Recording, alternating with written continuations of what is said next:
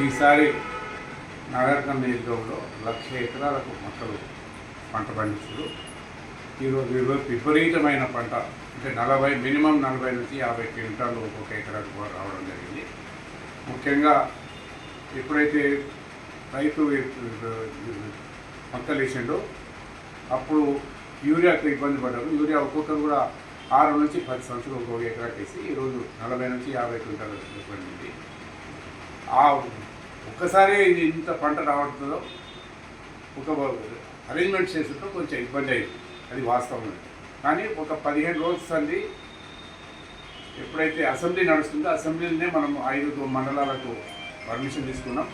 ఆ పర్మిషన్లో భాగంగా ఆ రోజు నుంచి ఈ రోజు వరకు కూడా విపరీతమైన పంట మార్కెట్కు రావడం, ఆ మార్కెట్ను అన్ని విధాల ఆదుకుంటూ అన్ని 5 మండలాల్లో కూడా ఈరోజు ప్రొక్యూర్మెంట్ పాయింట్స్లో నడిపిస్తున్నాను. అన్ని మండలాల్లో కూడా లారీలు వస్తున్నాయి. వాస్తవంగా లోకల్గా మనకు హమాలీ లేక ఇబ్బంది అవుతుంది. లోకల్గా ఎవరు కూడా సంచులు ఎత్తే పరిస్థితి లేదు. బీహార్ వాళ్ళు వస్తేనే కానీ మనకి ఇక్కడ లోడింగ్ అయ్యే పరిస్థితి ఉంది.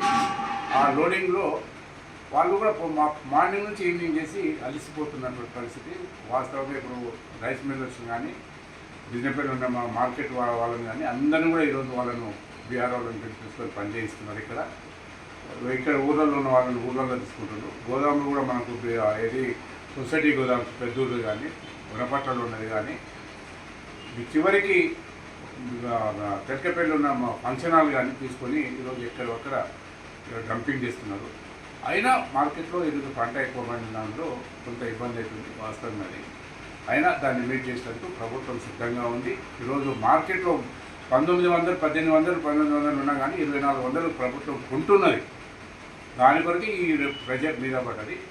ఆ రోజు తెలుగుదేశం ప్రభుత్వం టీఆర్ఎస్ ప్రభుత్వం ఉన్నప్పుడు మక్కలు వేయొద్దు అన్న ప్రభుత్వం ఈరోజు మక్కలు వేసి ప్రజలు లాభపడుతుంటే సంతోషపడుతుంటే ఈరోజు వచ్చి ధర్నాలు చేయడం, ఆ రోజు వరేస్తే ఉరేసుకున్నట్టు అన్నాడు. ఇవన్నీ అందరికీ తెలుసు. కానీ ఈరోజు మళ్ళీ వచ్చి గుంతనక్కల దగ్గరికి వచ్చేసి ఈరోజు రోడ్డు మీద ధర్నా ఇస్తాం. ఒక 4 రోజులు ఇక్కడ ఉండి రైతులు అంటే అధికారం ఉంటేనే రైతులకు సాయం చేయాలన్నా, అధికారం లేకుండా చేసినోడే నాయకుడు. ఆ విధంగా వచ్చి కూర్చొని ప్రజలకు సాయం చేసే విధంగా ప్రయత్నం చేయండి. కానీ ప్రజలను తెచ్చగొట్టి అనవసరంగా మళ్ళీ ఈరోజు పడితే బాధ్యులు మీరే అయితే కనుక దయచేసి ఆలోచించండి. మనం కడుపుకు అన్నం తింటున్నాం. దయచేసి ఆలోచించి రైతులు సేవ చేసే ప్రయత్నం చేయండి. కానీ రైతులను అనవసరం రెచ్చగొట్టి వాళ్ళని నష్టపడకండి. ఈరోజు ప్రభుత్వం 2400 ఒక క్వింటాల్కు 1000 రూపాయలు నష్టపోతుంది గవర్నమెంట్, అయినా కొంటుంది. మీకు ఆ పరిజ్ఞానం పెట్టుకొని రైతులు సాయం చేయండి తప్ప రెచ్చగొట్టి అనవసరంగా రైతులను నష్టపెట్టకండి.